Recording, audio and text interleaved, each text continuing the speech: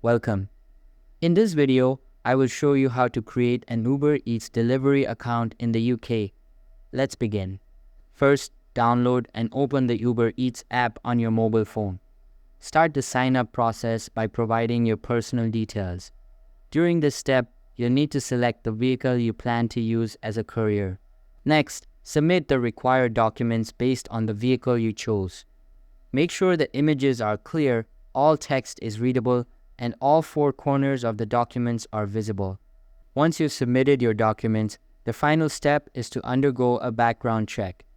This involves providing additional documents to confirm your right to work and complete a basic disclosure check. Some of these documents may overlap with what you've already submitted.